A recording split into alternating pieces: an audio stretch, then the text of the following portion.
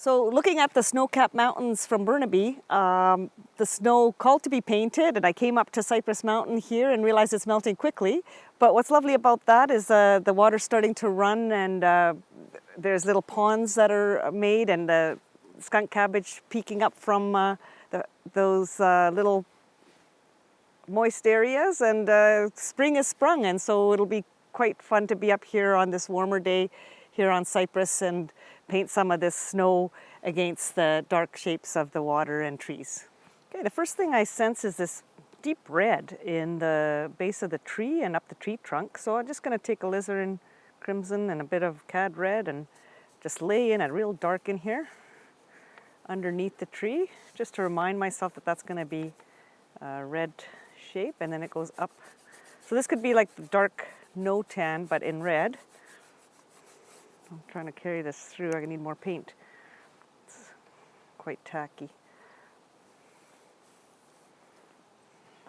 And I could shift it over already to dark, then I won't have to put anything over.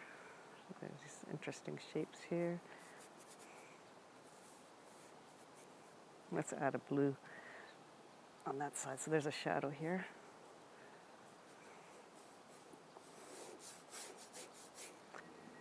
And the swamp is sort of over here. And it's got lots of reflections, so that could be fun to play on. And there's lots of little pinks in here.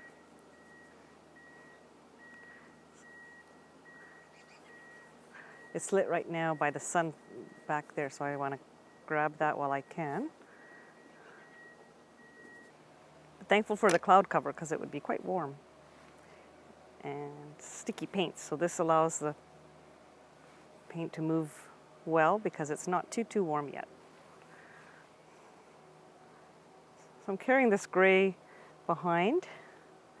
Maybe there's a bit more snow coming back here.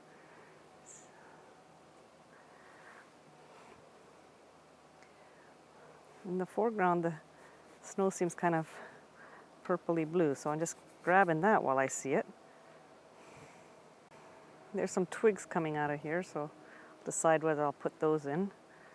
This one coming in here, so it's going to have a shadow around it. And then it's nice Naples color in here in green on that twig. So I'm just placing the colors I see.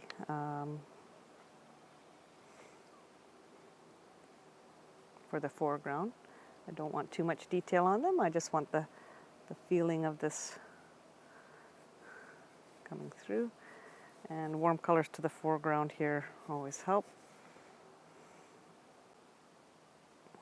So a little brush for little details. Just placing it now while I see it.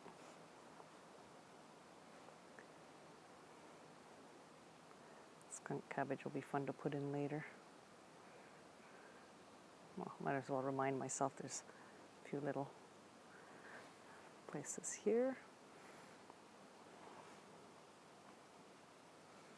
There's a lovely green glow. The swamp.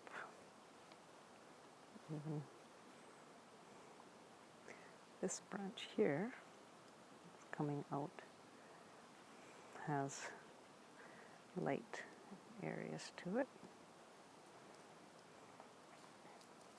And again, I'm just trying to get the impression. And that's really lit. So let's put this snow that's not as bright back here. Now that sunlit snow in the back there peeking through allows this to have higher contrast. Nice play on this focal point. So I'll just bring that through as if there's snow coming in there.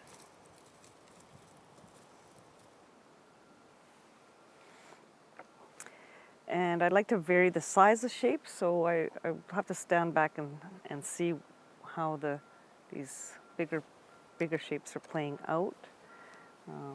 This bright color is interesting, but what is it? So let's just add some little play on that. Little twigs or something, I don't know. Here I am investigating after painting the scene in front of me in an impressionistic way. And what I'd like to do is now bring your eye through with intense color to this area. And I'm noticing that this is a little strong compared to that. So I'm going to tone this down a little bit or bring it through. Let me bring it through there first, since I have it on my brush. And then I can tone it down with a little bit of like a purple, because yellow and purple will make it recede. So there you go. That's a little better, a little softer there.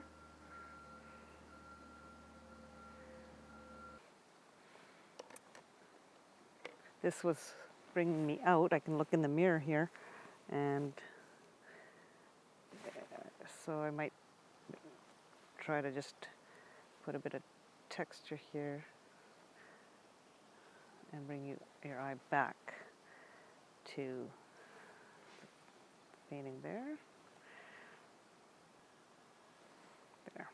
So right there is my most intense color by intense, dark, and light. And hopefully that's a nice little area to come to and investigate all the little brushwork and color. And so that's how I might complete this impressionistic painting here at Cypress Mountain. Here by Lynn Valley, where I know that some of the group of 7 came to paint, and Varley was one of them that painted from this location and visited often. And so for me, I appreciate not only what I took from his